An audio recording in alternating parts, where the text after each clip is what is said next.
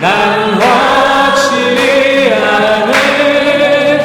왜 내게 둘세 믿음과 또 복음 주셔서 내 마음이 항상 편한지 난 알 수 없도다.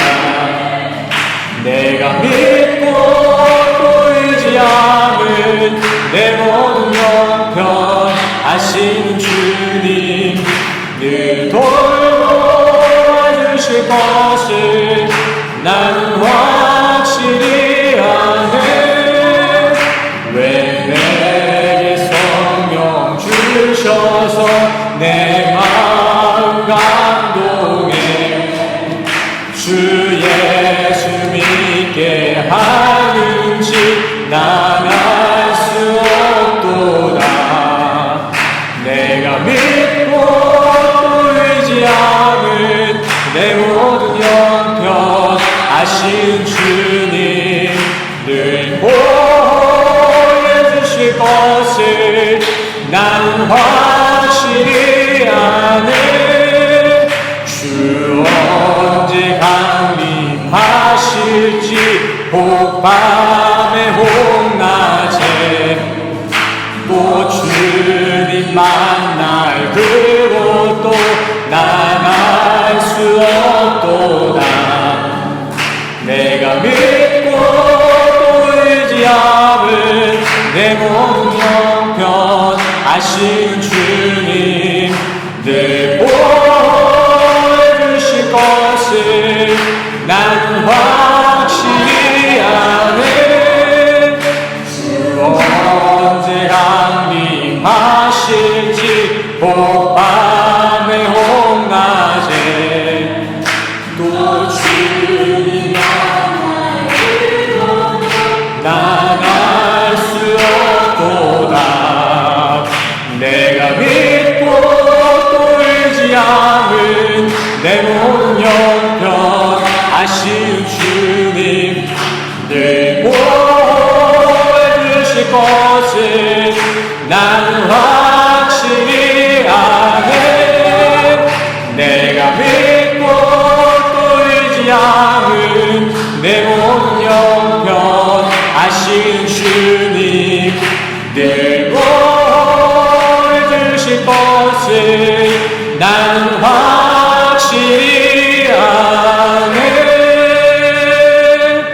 내가 믿고 또 의지함은 내 모든 형편 하시는 주님 늘 보호해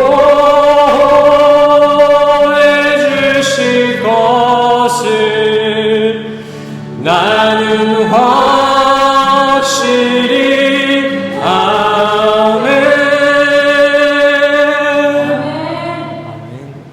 네, 저희 다음에 이제 이어서 온 마음 다해 같이 신앙했습니다.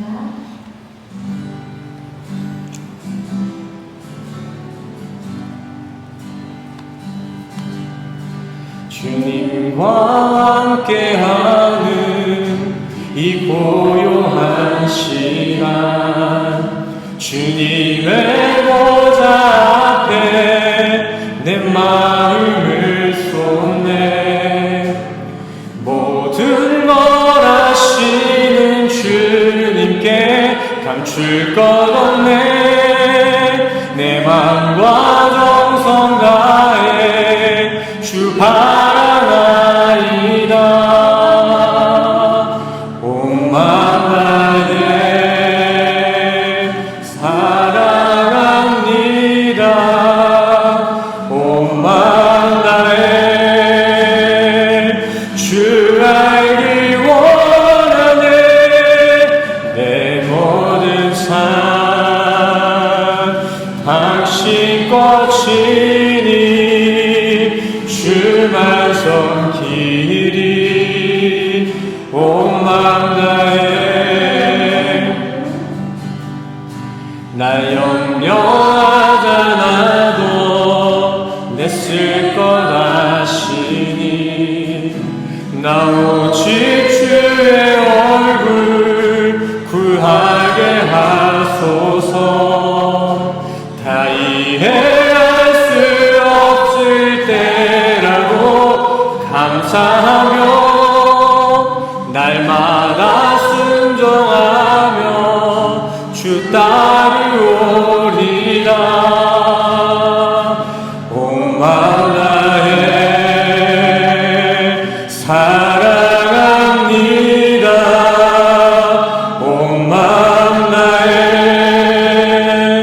주 알길 원하네.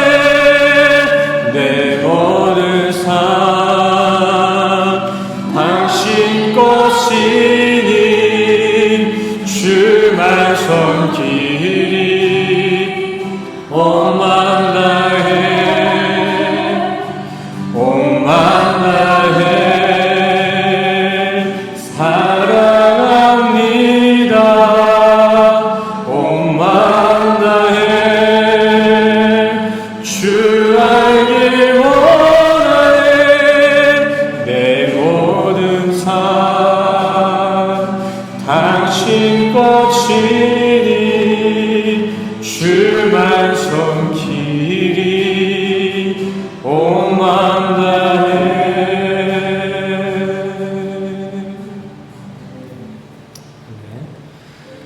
우리 시간 다 같이 묵상하시겠습니다. 여호와는 나의 목자시니 내가 부족함이 없으리로다. 그가 나를 푸른 초장에 누이시며 쉴 만한 물가로 인도하시는도다. 내 영혼을 소생시키시고 자기 이름을 위하여 이의 길로 인도하시는도다.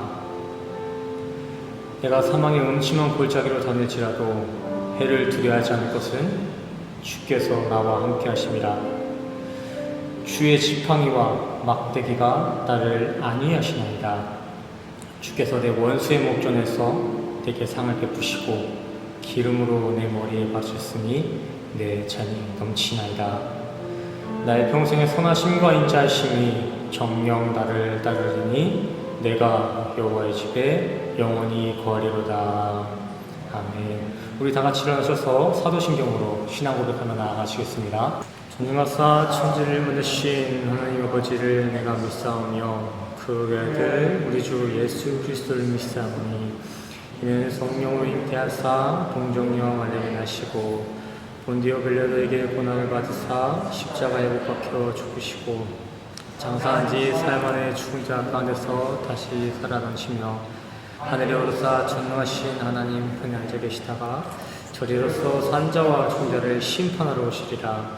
성령을 믿사오며 거룩한 공회와 성도가 서로 교통하는 것과 죄를 사하여 주시는 것과 몸이 다시 사는 것과 영원히 사는 것을 믿사옵나이다. 아멘. 모두 착석해 주세요. 네, 오늘 본문 말씀은 사무엘상 15장 22절에서 23절 이렇게 두 구절 되겠습니다. 사무엘이 가로되 여호와께서 번제와 다른 제사를 그 목소리 순종하는 것을 좋아하신 같이 좋아하시겠나이까. 순종이 제사보다 낫고 듣는 것이 수양의 기름보다 나으니 이는 거역하는 것은 사술의 죄와 같고 완고한 것은 사신 우상에게 절하는 죄와 같으니라. 왕이 여호와의 말씀을 버렸으므로 여호와께서도 왕을 버려 왕이 되지 못하게 하셨나이다. 아멘. 할렐루야. 한 주간 잘 지내셨습니까? 수치상, 통계상으로 지금 저희 근처까지 코로나가 이렇게 침범하고 있는데 그래도 이렇게 건강한 모습으로 이렇게 다시 만나게 될 수 있어서 너무나 기쁩니다. 우리 옆 사람과 인사할까요? 일주일에 한 번 뵙잖아요. 반갑게 인사하겠습니다. 샬롬. 주 안에서 평안하셨습니까? 샬롬. 오늘 주제는 성도의 순종입니다. 성도의 순종. 많이 반가우신가 봐요. 멀리까지. 네. 성도인지 생각하시는 성도의 순종이란 무엇입니까? 성도의 순종. 키포인트는 성도의입니다. 성도의. 전제 조건이 빠지면 안 돼요. 성도의 순종. 그냥 포괄적으로 명령에 대한 충성이 성도의 순종일까요? 성도의라는 조건을 빼고 단순하게 순종이라는 단어의 개념으로는 충성, 어떠한 일에 복종, 그것 또한 개념에 크게 다를 바 없습니다. 하지만 성도의라는 전제 조건 하에는 순종이 그렇게 간단하게 정의되어서는 안 됩니다. 하나님께서는 성경을 통해서 분별된 거룩한 이들을 성도라고 말씀하셨고, 분별되어진 이 성도들에겐 거룩히 분별된 순종을 품으라고 요구하셨기 때문입니다.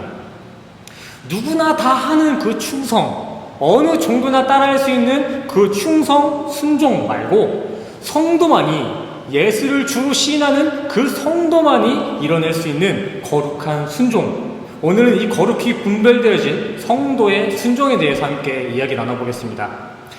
이 순종의 개념을 잘 기억해야지만이 요즘에 차고 넘치는 그 말씀의 홍수시대 가운데 사이비와 진짜 정통을 구별할 수 있는 분별력이 있을 줄 믿습니다. 전에도 말씀드렸지만 사이비에 빠지는 사람들은 지능이 조금 덜 떨어지거나 정신이 나간 사람들이 아니에요. 다 사회에서 한몫하시는 지성인들이라고요. 우리 또한 복음을 제대로 진리로 받아들이지 못한다면 얼마든지 그 사이비라는 세계관에 함몰될 수가 있습니다. 경계하셔야 돼요. 오늘 함께 읽으신 본문 말씀은 제가 이전 설교 계속 이어오는 그 설교 가운데 많이 인용해온 파트입니다. 덕분에 이제 우리 성도님들은 사울의 패망 이유 중 가장 큰 죄목이 무엇인지에 대해서는 이제 누구보다 잘 아실 줄 믿습니다. 질문해 볼게요. 이스라엘의 초대왕, 그렇게 잘 나가던 사울이 패망하게 된 이유가 무엇입니까? 사울, 다윗 이전에 왕으로 명령되었던 이스라엘의 초대왕 사울이 패망한 이유, 용모가 훤칠치 못하고 키가 작아서, 전투에 능숙하지 못해서, 아니면 백성들의 지지를 받지 못해서였을까요?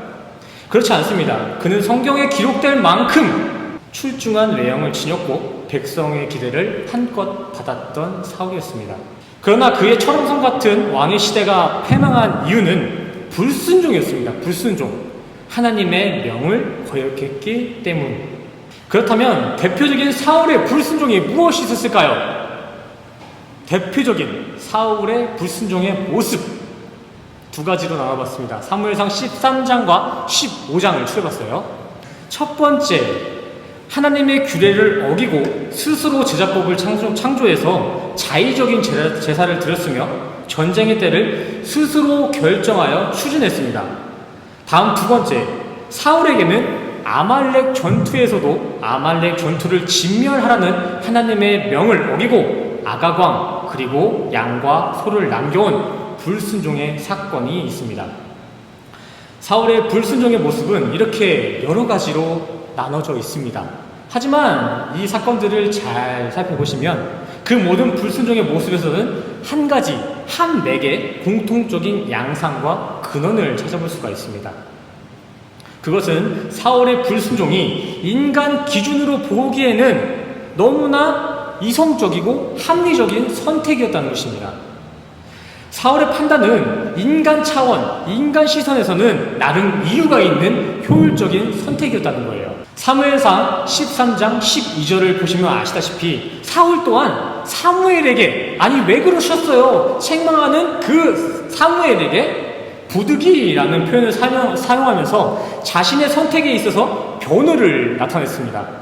나름 그럴 만한 이유가 있었습니다. 어쩔 수 없었습니다. 이렇게 변호를 했다고요. 사울이 하나님의 때 사무엘을 기다리지 못하고 전쟁과 제사를 강행한 때를 조금 살펴보겠습니다. 13장, 여기에 적지 못했어요. 내용이 너무 많아서. 함께 성경 있으신 분들은 성경을 펴시고 같이 이렇게 살펴보시겠습니다. 13장을 펴주세요. 13장. 사무엘상 13장 총 내용인데 제가 정리해 드리겠지만 함께 내용을 보시면서 같이 내려가겠습니다. 당시 이스라엘의 상황은 당장 블레셋의 침략을 받을 일촉즉발의 위기 상황이었고, 이에 백성들은 블레셋의 압박에도 마냥 사무엘만을 기다리는 사울을 신뢰하지 못하고 엄습해오는 불안감에 휩쓸려 군대가 뿔뿔이 흩어지는 사면초가의 상태에 놓이게 됐습니다. 이런 혼란 속에서 사울이 제사와 전쟁에 빠른 판단을 내리지 않았으면 군사들, 그 백성들은 빠른 속도로 해체가 되었을 것이고 힘써볼 겨를도 없이 전쟁에 패할 수도 있는 어려운 상황이 나타났습니다. 그러기에 사울의 불순종은 나름 그 전쟁에 있는 전략적인 측면에선 상황을 잘 판단한 최고의 결정이었다라고도 볼 수 있습니다. 더하여 그뿐만이 아닙니다. 15장으로 넘어가서 아말렉 전투에서 또한 사울이 아말렉을 진멸치 아니하고 양질의 제사를 위해 양과 소를 남겨왔던 그 사건을 생각해 보겠습니다. 하나님 앞에 더 나은 제사를 드리기 위해 명령을 어기면서까지 아말렉의 양과 소를 데려온 사울의 선택. 이러한 그의 결정을 인간의 이성적인 시각으로만 판단해 본다면 그렇게 양질의 제사를 위해 일부를 남겨온 사울의 행동은 하나님의 명령이었던 진멸, 모두 다 역사 속에 지워버려라. 이 진멸보다 더 의로워 보이고 하나님을 더 먼저 생각하는 거룩한 행동처럼 보일 수도 있을 것입니다. 말 그대로 전쟁의 결과와 제사의 효율성만을 두고 평가해 본다면은 정말 융통성 있는 행동이라고 볼 수도 있습니다. 그러나 그의 불순종의 선택은 24절에 나와 있듯이 더 나은 신앙에 대한 열망이 아니라 백성의 눈치에 떠밀려진 불순종이었으며 하나님의 말씀보다 백성들의 말을 먼저 청종한 우상숭배의 동기였습니다. 시작 자체가 잘못됐어요. 그러나 하나님은 세상의 효율보다는 자신의 말을 올바르게 듣고 따르는 참 순종을 원하셨습니다. 그러기에 하나님께서는 백성의 청종만 가득히 쌓여 있을 뿐 하나님의 말씀에 대한 순종은 전혀 존재하지 않았던 사울의 마음, 레바브 그의 중심을 간파하시고 단호하게 그 잘난 사울을 왕에서 멸하셨습니다.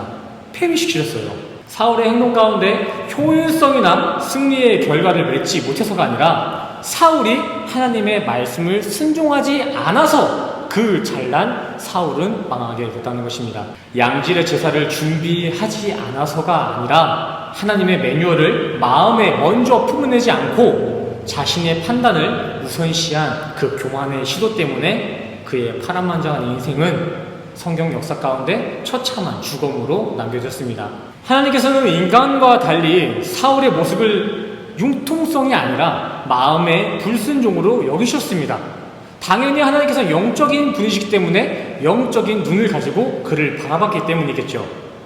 성경은 이러한 인간의 행동 양식, 자칭 융통성에 대해 이렇게 권고합니다. 잠언 4장 23절 보시겠습니다.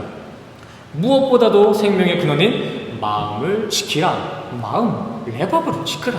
사무엘상 16장 7절 밑줄 그은 것만 읽겠습니다. 나의 보는 것은 사람과 같지 아니하니 사람은 외모를 보거니와 나 여호와는 중심을 보느니라. 아멘.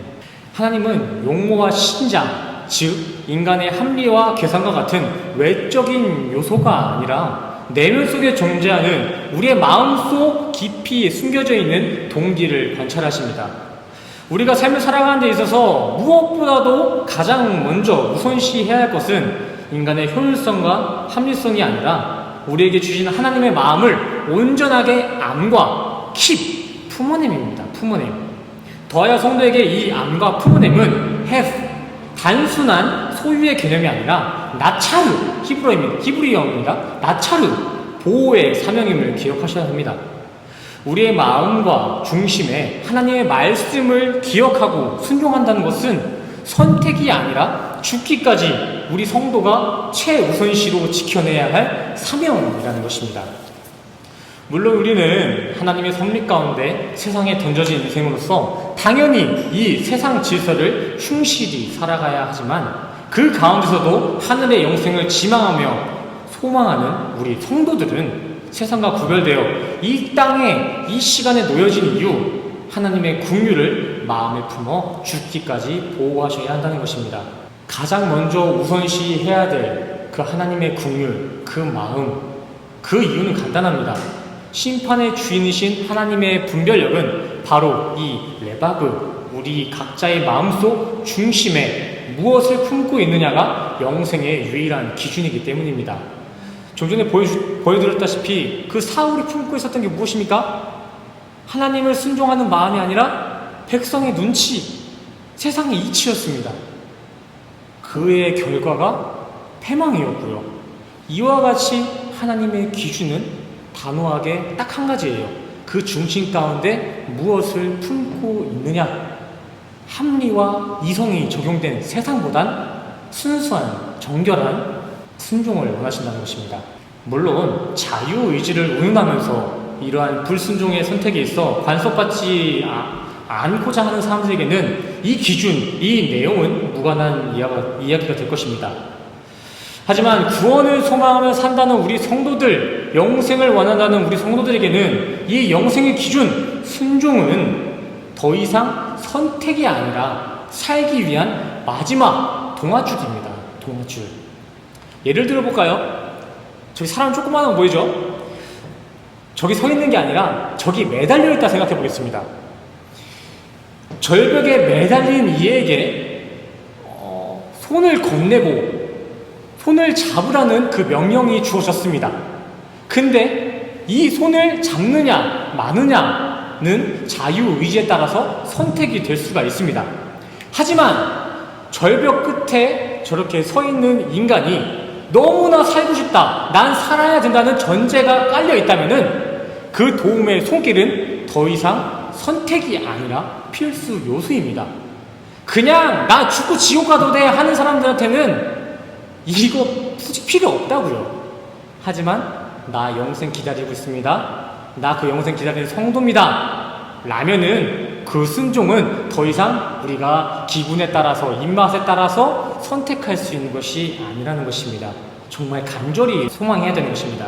더하여 하나님의 판단 기준에 사울의 융통성과 합리가 포함되었다면 우리 또한 마찬가지로 말씀에 대한 순종보다는 다른 이방인들과 같이 세상의 고지론과 유물론적인 사상들, 행위 구원을 따라가셔야 합니다. 하지만 하나님의 기준은 철저히 그러한 가시적인 것들을 멸시하시기 때문에 그러한 고지론이나 유물론적인 행위들, 행위 구원의 교만한 시도들은 모두가 둘째 사망, 지옥을 맞이할 것입니다. 오늘 본문 말씀에서도 분명히 얘기해 주시죠. 22절, 23절. 순종이 제사보다 낫고 듣는 것이 수양의 기름보다 나으니 이를 거역하는 것은 사술의 죄와 같고 점쟁이를 따르는 것과 같다는 거예요. 완고한 것은 사신 우산에게 절하는 죄와 같음이라. 아멘. 우상숭배라고요. 우상숭배. 영생을 바란다면서 순종이 따라오지 않는 성도의 믿음 생활은 우상숭배예요. 뭘 믿고 있냐 이겁니다. 마태복음 7장에서 말씀하시잖아요. 주여 주여 한다고 다 영생 이르는 거 아니에요. 진짜 그 주가 뭘 내포하고 계신지, 그 주가 뭘 의도하고 이 땅에 오셨는지 그 의미를 알아야지 영생이 가는 거지. 그냥 예수의 형태만 보고 예수의 기적만 보고 주님 주님 그렇게 신앙생활 해봤자 영생은 그들의 것이 될 수가 없습니다. 우리 신앙생활 가운데 수많은 헌신과 봉사의 이력들이 질비할 수도 있습니다. 하지만 각자의 마음속 중심에 아직 하나님의 마음, 예수가 내포하고 있는 그 진리를 품어내지 못했다면 이제껏 해온 자력의 정성이 얼마가 되었든 간에 심판대 앞에서는 어떠한 조그만한 애누리도 없이 면죄부도 없이 그대로 불못에 빠지게 될 것입니다. 신앙생활이라는 것, 교회에 나온다는 것, 그것은 주어진 형식에 열심히 참여한다, 출석한다고 만사 해결되는 게 아닙니다. 사도행전 5장 32절 이 말씀과 같이 우리의 영생을 보증해 주실 그 성령님 또한 순종하는 이들에게 주어지는 배타적인 선물입니다. 그냥 누구나 그냥 교회에 출석한다고 주어지는 게 성령이 아니에요. 배타적이에요. 제한적이라고요. 독점적이라고요. 성도들에게만 독점되는 배타적인 성령. 순종이 없으면, 그 성령이 없으면 우리의 심판대 앞에서 우리의 인생을 보증해 주실 분이 없다는 거예요. 우리를 보증하시는 분, 보혜사 성령이 하시는 일이 우리를 보증해 주시는 일이잖아요. 순종이 없다면 심판대 앞에서 성령 변호사께서도 계시지 않다는 것입니다. 흙이 돼버린 뒤에는 더 이상 연옥과 같은 말도 안 되는 기회는 우리에게 더 이상 주어지지 않습니다. 하나님의 섭리가 어떻게 각자의 인생, 우리 모두의 인생에 적용되어서 선을 이루실지는 제가 함부로 단정 지을 수는 없습니다. 판단할 수 없어요. 그러나 이해를 위해서 극단적인 측면으로 성도님들께 말씀드리자면 진정한 순종이 없는 형식적인 열심의 부류나 사이비 교주에 순회되어 인간 교주에게 충성하는 거짓 순종의 자들이나 똑같은 결말, 지옥을 맞이할 것입니다. 예수님 손 붙잡고 이 자리에 오지 않고 그냥 의무감에 이 자리를 출석만 하는 그러한 사람들이나 예배 시간을 잊어버리고 다른 곳에 다른 종교를 믿는 사람들이나 똑같은 결말을 맺을 것이라고요. 물론 이것은 제가 앞서 말씀드린 바와 같이 전 함부로 판단할 수가 없어요. 하나님의 섭리는 어떻게 해서든 선을 이루시니까. 그러나 예를 들자면은 똑같다고요. 똑같은 지옥이라고요. 그만큼 예수의 손을 붙잡는 것, 그 순종을 꽉 붙잡아야 된다는 것이에요. 그렇다면 진정 우리가 따라야 할 성도의 순종, 보혜사 성령께서, 변호사이신 성령께서 우리에게 주어지는 그 순종은 무엇일까요? 초신자분들도 계시고 다시 한번 이렇게 회상해보면 좋을 것 같아서 이렇게 차근차근 한번 준비해봤습니다. 창세기를 근거하여서 로마서 5장 12절을 한번 보시겠습니다. 그러므로 한 사람으로 말미암아 죄가 세상에 들어오고 죄로 말미암아 사망에 들어왔나니 이와 같이 모든 사람이 죄를 지었으므로 사망이 모든 사람에게 이르렀느니라. 아멘. 우리는 인간의 대표격이었던 아담의 불순종의 죄로 인해 하나님 아버지를 아버지라고 부를 수 없는 세상에 버려진 존재, 죽어야만 하는 사망의 존재가 되었습니다. 이 불행한 이야기, 아버지를 아버지라 부르지 못하는 이 이야기의 주인공은 그 한 인물, 아담뿐만이 아니라 대표 원리가 적용되어서 아담의 피를 수혈받아 잉태되어진 아담의 후손인 우리 모든 인간들에게 이 죄의 이력이 보편적으로 적용되었습니다. 우리 모두 다 하나님을 아버지라 부를 수가 없었어요. 하나님이 아버지가 돼야 우리가 천국에 들어갈 수 있는데 하나님을 아버지라 부르지 못했다고요. 쉽게 설명드리자면 흔히 사용하는 가족력, 유전병과 같은 개념으로 접근하셔도 좋을 것 같아요. 정확하진 않지만 이렇게 내가 당장 잘못한 건 아니지만 그 죄라는 유전병, 가족력을 내가 지금 받았구나. 죄라는 유전병. 그래서 기독교인들이 헌법을 어기지도 않았는데 당신은 죄인입니다 이러는 거예요. 너무나 깔끔하게 모범적인 삶을 사는데도 너도 죄인이다 하는 이유가 이 죄의 유전병이 있기 때문이에요. 이런 걸 잘 설명해서 왜 죄인인지 말해주는 게 우리 성도의 의무인데 그냥 어디 가나 당신 죄인입니다 이러니까 사람들이 배척하는 거지. 사람들도 이러한 측면으로 설명해주면 분명히 이해할 줄 믿습니다. 자, 다음 로마서 15장 17절에서 19절 보실게요. 한 사람의 범죄로 말미암아 사망이 그 한 사람을 통하여 왕노릇 하였은즉 더욱 은혜와 의의 선물을 넘치게 받는 자들은 한 분 예수 그리스도를 통하여 생명 안에서 왕노릇 하리로다. 그런즉 한 범죄로 많은 사람이 정죄에 이른 것 같이 한 의로운 행위로 말미암아 많은 사람이 의롭다 하심을 받아 생명에 이르느니라. 한 사람이 순종하지 아니함으로 많은 사람이 죄인인 것 같이 한 사람이 순종하심으로 많은 사람이 의인이 되리라. 아멘. 그러나 하나님께서는 이렇게 죄로 병들어 사망할 수밖에 없는 인간의 역사를 긍휼히 여기셔서 다시금 유전의 대표 원리를 통해 우리를 죄의 신분에서 탈피시킬 것뿐만이 아니라 다시 우리가 앉아있었던 왕권의 회복을 허락해 주셨습니다. 이때 우리에게 허락하신 대표 원리, 그 한 사람이 바로 하나님의 아들 예수 그리스도이십니다. 예수 그리스도께서는 인간의 구원의 답에 있어서 유일무이한 대표 원리로 이 땅에 오셔서 우리 인간이 도달할 수 없는 모든 영역의 벽들을 허물어 주셨습니다. 그룹들과 화영검을 물리쳐 주셨습니다.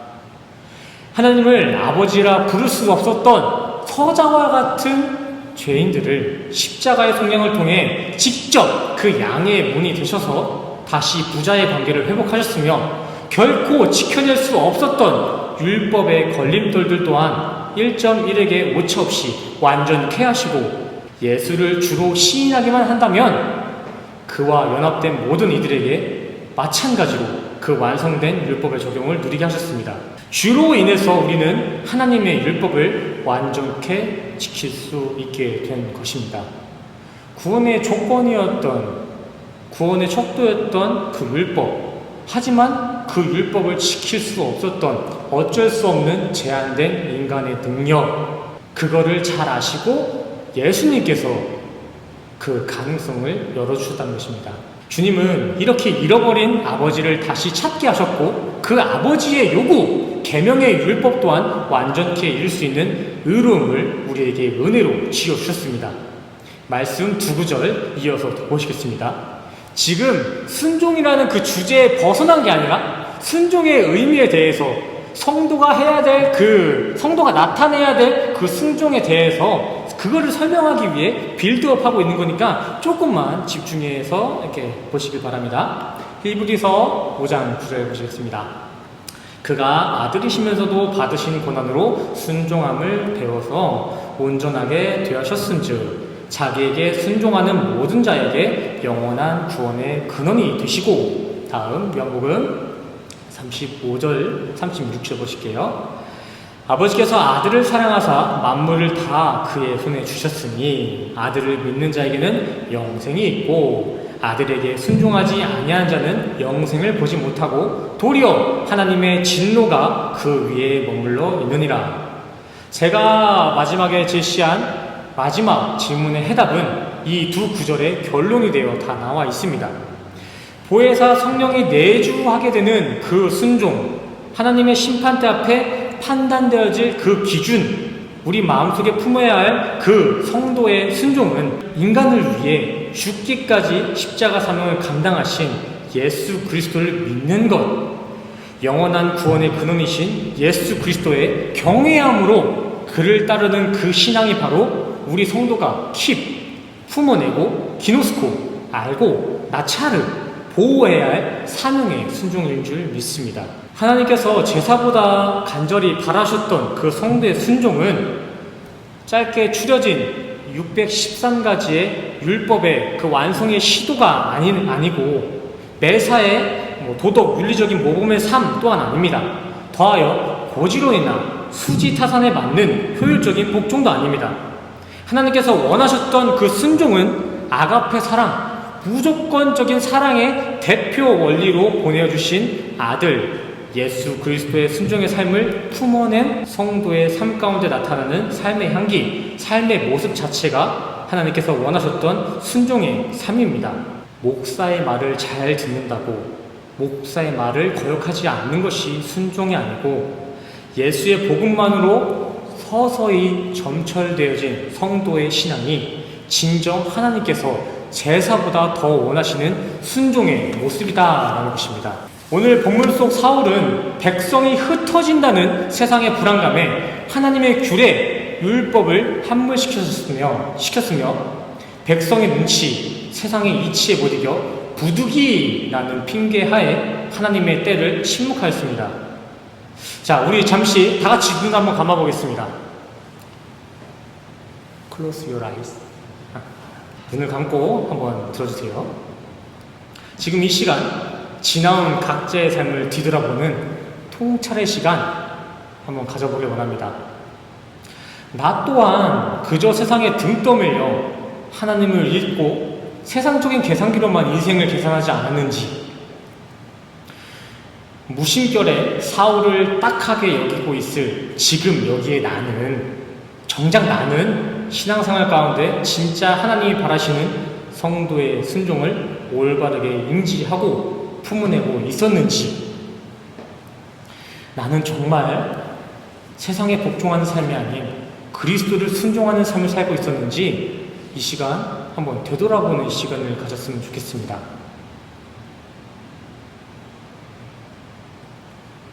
오호라 나는 공고한 자로다. 이 사망의 몸에서 누가 건져내랴. 내가 진짜 죄인 중에 괴순이라. 사도 바울의 고백과 같이 세상이라는 벼랑 끝에 매몰린 자의 그 간절한 마음으로 그리스도의 필요를 더욱 깊이 느껴보는 시간이 되셨으면 좋겠습니다. 주님 없으면 안 됩니다. 내가 이렇게 처절한 존재죠.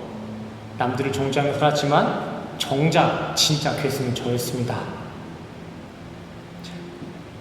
눈을 떠보겠습니다. 비록 이 통찰의 시간, 되돌아보는 시간이 잠깐의 순간이었겠지만 성령의 감동은 이 찰나의 순간에 우리의 삶에 침투하셔서 우리에게 필요한 그리스도의 복음을 우리의 뇌리에 분명히 새기시고 기억하게 하시고 말하게 하시고 삶으로 순종하게 하셔서 하나님의 진리로 우리를 인도해 주실 줄 믿습니다. 성도라면 이제 더 이상 사울과 같이 그럴싸해 보이는 그런 방법론이나 가시적인 기적이나 표적, 사람들의 눈치, 호불호에 좌지우지되는 초등학문적인 수준에서 머무르시면 안 됩니다. 위의 말씀의 내용과 같이 그러한 육신의 생각은 사망입니다. 그리고 그 생각으로는 하나님 앞에 순종할 수도, 하나님을 기쁘게 하는 인생이 될 수도 없습니다. 신앙생활 가운데 여호와를 경외함으로 의지하는 모습이 없이 그저 세상에 나타나는 요소들, 사람들의 눈치, 세상의 이치들을 두려워하며 하나님보다 더 중요시 여기는 이들은 반드시 사단의 물무에 걸리게 되어 있습니다. 자신의 인생을 고집하며 하나님을 차선에 두는 것, 그것 자체도 불순종이자 우상숭배입니다. 우상숭배, 불순종의 인생은 다른 게 아니에요. 다른 신을 믿는 거, 그것만이 불순종이 아니라 내가 이 인생의 왕이다. 하나님의 말씀보다 내 생각을 먼저 앞세워 사는 삶, 그게 불순종이자 우상숭배입니다. 영생을 강구하는 우리 성도님들은 자신이 주체된, 자신이 왕된 우상숭배의 불순종의 삶이 아니라 다윗의 신앙의 여정과 같이 올바른 순종의 길, 올바른 순종의 의미를 깨달으셔서 지금 거하고 있는 각자의 자리가 사망의 음침한 골짜기라 할지라도 하나님의 지팡이와 막대기가 나를 안위하신다는 평안함이 항상 넘쳐나며 하나님 말씀을 묵상함으로 원수의 목전에서라도 다시 나를 일으키실 회개의 소망을 기다리며 지금 거하고 있는 이 자리가 부족함이 없는 여호와의 집이다라는 평강의 고백이 흘러넘치는 참 순종의 성도님 되시기를 간절히 소원합니다. 주어진 이 생 가운데 반짝반짝 삐까번쩍 빛나는 풍요의 삶이 하나님께서 원하는 순종의 삶이 아니라 예수 그리스도 그 십자가 복음만을 붙잡고 신앙생활 하시는 우리 성도님들의 삶의 모습이 바로 순종입니다. 순종. 하나님께서 바라시는 것은 밖에 있지 않고 우리 성도님들 그 안에, 그 동기 안에 있습니다. 그 순종의 마음을 잘 지키셔서 하나님 앞에 기쁨이 되며 복이 되는 귀하고 복된 삶을 사시는 우리 성도님 되시기를 간절히 소원합니다. 함께 기도하시겠습니다. 사랑과 은혜가 충만하신 하나님 아버지, 불순종으로 인해 죽어야 마땅할 사망만을 기다려야 할 그 불쌍한 존재들을 긍휼히 여기셔서 다시 한번 살리시고 왕의 자리에 동장케 하신 주님의 은혜에 너무나 감사를 드립니다. 이렇게 주님으로부터 주어진 이 높고 위대한 은혜를 세상에 불순종에 적용케 하지 않게 하시고 온전히 우리에게 주신 그 은혜의 내용만을 품고 이 세상을 살아갈 수 있는 믿음을 우리에게 허락하여 주시옵소서. 이 시간 가운데 주님께서 주신 그 감동이 있어 우리가 가진 재물을 가지고 주님 앞에 봉헌하며 나아갑니다. 우리가 이렇게 드리는 마음의 중심을 확인하시고 봉헌을 기쁘게 받아 주시옵소서. 다시 한 주간을 살아갑니다. 한 주간을 살아가는 동안에서도 다른 것 의지하지 않고 온전히 우리를 살리신 주님의 은혜만을 붙잡고 살아가는 귀한 인생으로 우리를 인도하여 주시옵소서. 모든 것 감사드리며 예수 그리스도의 이름으로 기도드렸습니다. 아멘. 우리 다 같이 가슴에 손을 얹고 함께 축도하시겠습니다. 자, 축도하시겠습니다. 지금 우리 주 예수 그리스도의 은혜와 십자가에서 보여주신 주님의 사랑과 인내하심이 지금 이 자리에 모이신 모든 성도님들의 머리머리 위에 지금으로부터 영원까지 함께 하시기를 간절히 축원하옵나이다. 아멘.